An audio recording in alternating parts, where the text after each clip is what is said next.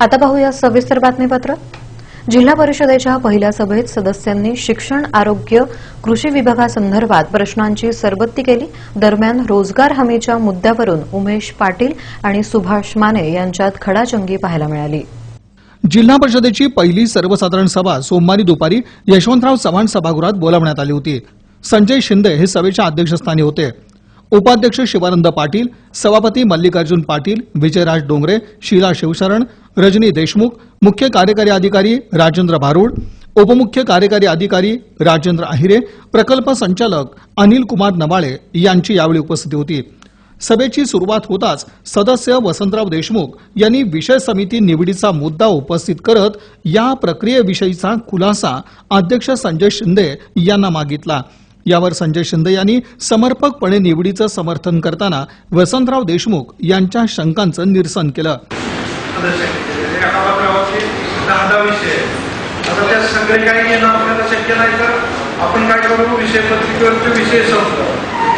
विभागाचा आढावा शिक्षण विभागाची असेल तर त्यांनी थोडी सांगावी।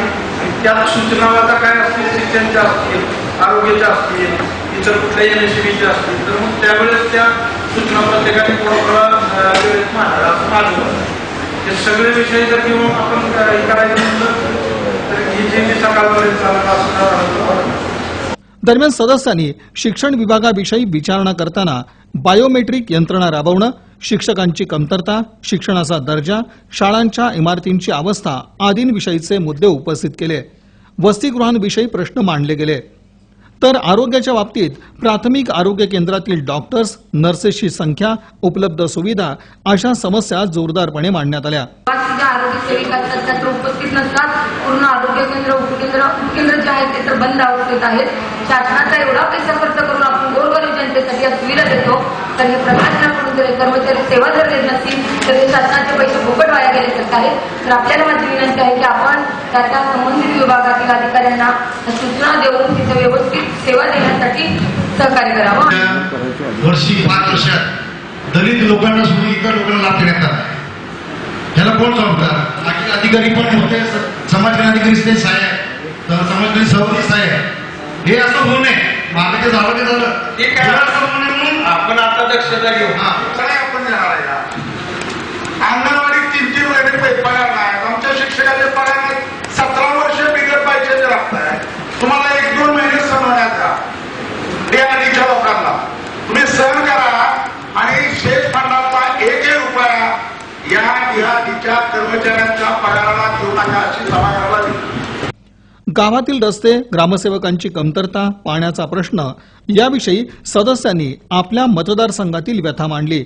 या साऱ्या प्रश्नांना अध्यक्ष संजय शिंदे आणि मुख्य कार्यकारी अधिकारी राजेंद्र भारूड यांनी योग्य ती उत्तर देताना सुधारणांची पावलं उचलण्यात येतील अशी ग्वाही दिली। अधिकारी असतील, खालचे अधिकारी असतील, नाव निहाय आणि किती अमाऊंटचा घोटाळा त्यांनी केलेला आहे याची लिस्ट उडेवार साहेबांनी द्यावी म्हणून बोललो। मी फक्त मला दिलं की हे प्रकरणाचा घोटाळा झालेला आहे। आणि दुसरी गोष्ट की सीआयडीच्या चौकशीची वाट न बघता त्यांनी करतील तेव्हा करतील। आम्हाला जर नाव निहाय आणि अमाऊंट निहाय सांगितलं की हे लोक दोषी आहेत, कारवाई करा, तर मी तुम्हाला खात्री देतो जिल्हा परिषद प्रशासनाच्या नात्याने मुख्य नात्याने तुमच्यावरती कारवाई करेल। नंबर 1 आणि नंबर 2 भविष्यामध्ये याच्यात कोणत्याही प्रकार होऊ नये त्यासाठी आम्ही आमच्या IT सेक्शन मार्फत त्या डिपार्टमेंटचे जेही लाभार्थी कमिटीने फायनल केले त्याच दिवशी ते नेटवर्क। दरम्यान रोजगार हमीच्या मुद्द्यावरून सदस्य उमेश पाटील आणि सुभाष माने यांच्यात सामना चांगलाच रंगला। दोहोंमधील वाकयुद्धानं खेळीमेळीच्या वातावरणात सुरू असलेल्या सभागृहाच्या कामकाजानं गंभीर स्वरूप धारण केलं। मात्र अन्य सदस्यांनी दोहोंनाही शांत केलं।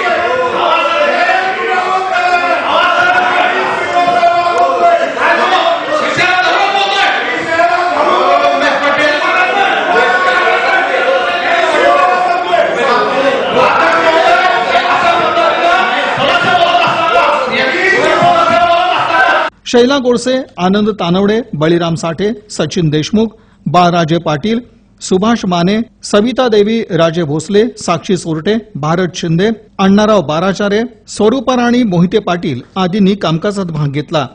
अक्कलकोट पंचायत समिती सभापती सुरेखा काटगाव, दक्षिणच्या सभापती ताराबाई पाटील, उत्तरच्या संध्याराणी पवार आदींसह विविध विभागांचे खाते प्रमुख अधिकाऱ्यांची सर्वसाधारण सभेस उपस्थिती होती.